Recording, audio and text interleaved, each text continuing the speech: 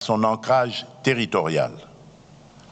Il ne commencera pas à Kinshasa, mais au cœur de nos 26 provinces, de nos territoires et de nos communautés. Avant les assises nationales, une vaste consultation politique et technique sera organisée dans chaque province. Des forums préliminaires réuniront au chef-lieu provincial les populations, les autorités locales, les députés nationaux et les sénateurs élus de la province, les représentants des entités territoriales décentralisées et déconcentrées, les partis et regroupements politiques de la majorité et de l'opposition, la société civile, les autorités coutumières, les confessions religieuses, ainsi que les milieux professionnels, économiques, universitaires et scientifiques. Chaque province établira en toute franchise son propre diagnostic. Les causes de l'insécurité, les conflits fonciers et coutumiers, les tensions communautaires, les insuffisances administratives, les inégalités, les obstacles au développement et les réformes jugées nécessaires. La consultation associera également les institutions et services publics nationaux, les entreprises et établissements publics, les organisations des femmes, des jeunes, des travailleurs, des personnes vivant avec handicap et autres personnes vulnérables, les entrepreneurs, les agriculteurs, les enseignants, les chercheurs, les artistes, les professionnels de santé, les acteurs de l'économie informelle ainsi que la diaspora congolaise. Chaque entité consultée formulera ses priorités et ses propositions. L'ensemble de ces contributions sera consolidé dans un document de synthèse nationale qui constituera le socle des travaux et garantira l'ancrage populaire des assises nationales. Ainsi, les assises de Kinshasa ne seront pas le point de départ du dialogue, mais l'aboutissement d'une parole recueillie à travers tout le pays. Le peuple congolais ne sera pas appelé à entériner les conclusions d'une négociation menée sans lui.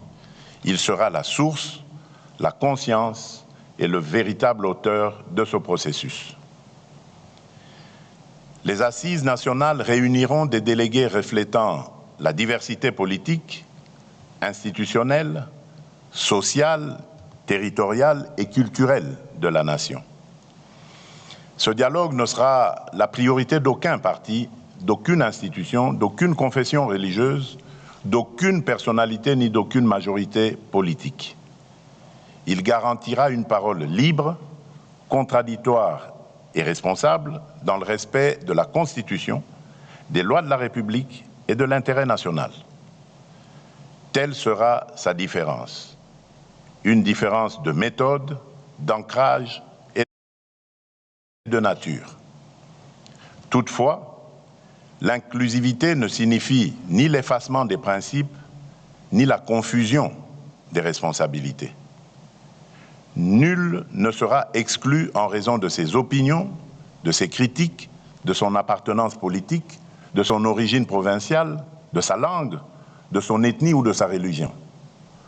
Mais nul ne peut prétendre s'asseoir à la table de la nation tout en prenant les armes contre elle. Aucune arme ne conférera à son porteur un droit supérieur à celui que le suffrage reconnaît aux citoyens. Aucune conquête militaire ne pourra être convertie en légitimité politique. Aucun mouvement armé ne pourra invoquer l'inclusivité pour imposer par la force ce qu'il n'a pas obtenu par les voies démocratiques.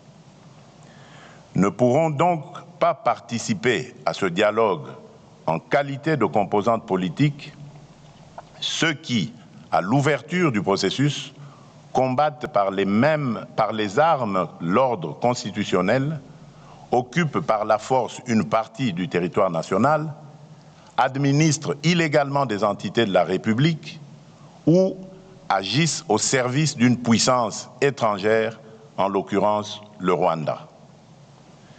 Cette règle ne constitue pas une exclusion fondée sur les personnes, les opinions ou les appartenances. Elle exprime la réprobation de la nation à l'égard de ceux qui mènent la guerre contre la République, ses institutions et ses citoyens, tout en revendiquant les droits attachés à la vie démocratique.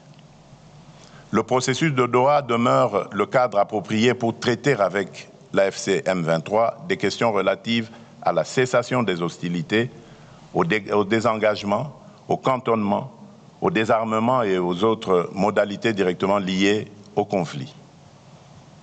Le dialogue national ne se substituera pas à ce processus. Il ne deviendra pas davantage une voie parallèle permettant d'obtenir par les armes ce que la démocratie et l'ordre constitutionnel n'ont pas accordé. Une voie de réintégration au sein de la communauté nationale restera néanmoins ouverte à ceux qui, à titre individuel, renonceront de manière sincère et vérifiable à leur engagement armé et à toute forme de violence et qui condamneront sans équivoque l'agression dont notre pays est victime. Leur prise en charge s'inscrira dans les mécanismes de désarmement, de démobilisation, de réintégration, de relèvement communautaire et de stabilisation, le PDDRCS, ainsi que dans les dispositifs de justice et de réconciliation. Mais attention, la paix ne saurait signifier l'impunité. Les crimes de guerre, les crimes contre l'humanité, les actes de génocide, les violences sexuelles graves et les autres crimes imprescriptibles ne pourront être effacés par une amnistie générale ni sacrifiés au nom d'un compromis politique. Nous ne construirons pas la réconciliation sur l'oubli.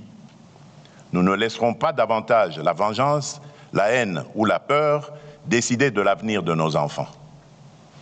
Notre responsabilité sera de tenir ensemble deux exigences indissociables, ouvrir le chemin de la paix à celles et ceux qui renoncent sincèrement à la violence et garantir la justice à celles et ceux qui en ont été les victimes. Mes très chers compatriotes, afin que ce processus ne demeure pas une simple déclaration d'intention, je prendrai dans les tout prochains jours une ordonnance instituant le comité d'organisation du dialogue national pour la paix, la cohésion nationale et la refondation de l'État.